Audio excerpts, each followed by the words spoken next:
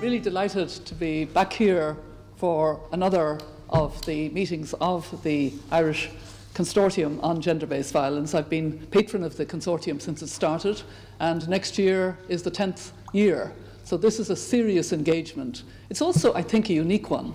I don't think any other country in the world has a similar consortium, bringing together the organisations that deal with development and humanitarian issues at the international level, with Irish Aid very strongly at the table, the Irish Defence Forces very strongly at the table, particularly important because of the role the Irish Defence Forces play now in also training defence forces of other countries. And for the last 9 years, and it will be going into its 10th year, the Irish Consortium on Gender-Based Violence has had a day in two parts, or a long morning in two parts. And Rosamond was saying earlier just how long the morning has been already for her.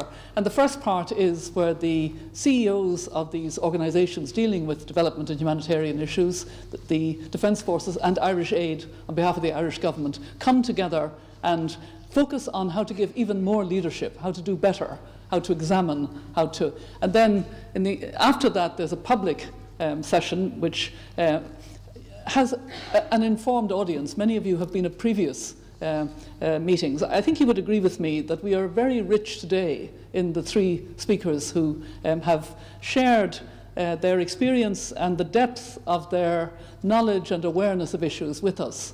I thought it was just a particularly good long morning from that point of view. And I just wanted to reflect very briefly, because we were talking about access to justice and tackling impunity, and we heard some harrowing stories, but I thought that the overall impression was an extremely positive one. And I want to try to bring that out a little bit. First of all, Tom Marr has somehow been able to come out of a personal tragedy of terrible depth and terrible pain to be one of the few men who can really talk about how we need to find a new language and approach to men, and the fact that from boyhood they are encouraged to think about power, they're encouraged to have what can give rise to dominance and oppression and violence. It was very, very thoughtful. I'm glad that he's speaking a lot about this issue, because it needs men who have thought a lot about it to help us and guide us. And I'm very glad that there is a good movement of men who are progressive in Ireland on this issue, because we need it. I was particularly struck by two of the things that you said, that men, for example, can have a temptation to take charge. You know, we women have come up against that a lot, the temptation to take charge. And secondly, to be the protector. You know, these are the kind of things that, women have sometimes talked about it, but I haven't really heard such a thoughtful presentation by a man. So I think the fact that you are on mission now to engage and to talk about language, the negative way in which men think about things that are supposedly effeminate, and the way in which they think about masculinity and how we must tackle these issues. So I thought that was a really important contribution. I have been to Guatemala only once when I was serving as UN High Commissioner for Human Rights, and I was aware of the extent of violence against women there, but probably not as fully aware as Claudia brought out this morning. And you can see how important it was that she served as the first woman Attorney General in her country, and served with such courage, because the issues are really difficult issues. I mean, she posed the question as to why her country had such a very significant level of violence against women, and she's right.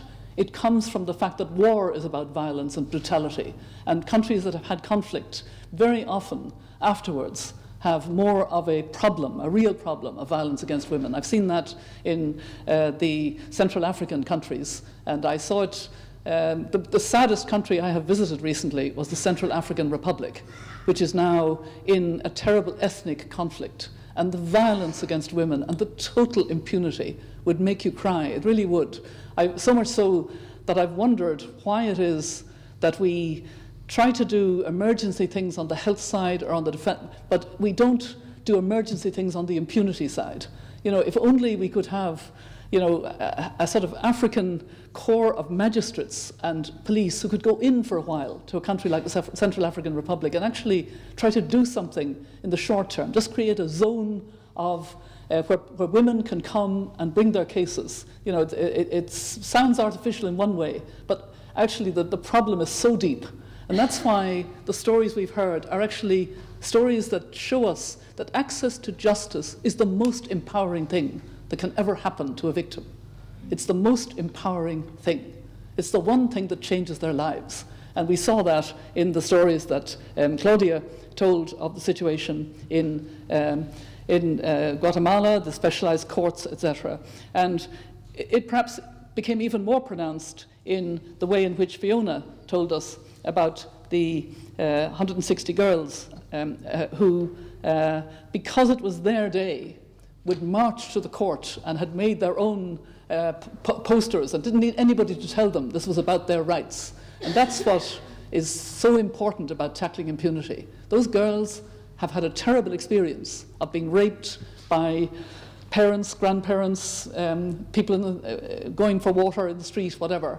And they are, in part, affirmed in an extraordinary way by getting justice. It's so empowering of them for their future. It will make such a difference to them for the rest of their lives in what they will do. And it is it's such a positive story.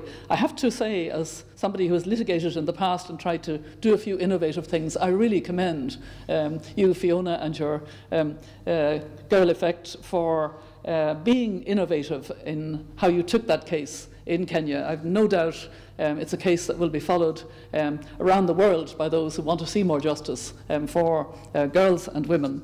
In summary, I think, even though the stories have been harrowing, and I've noted that people like me, we've all listened with bated breath. There wasn't a sound when the three presenters were presenting because we valued what they were saying.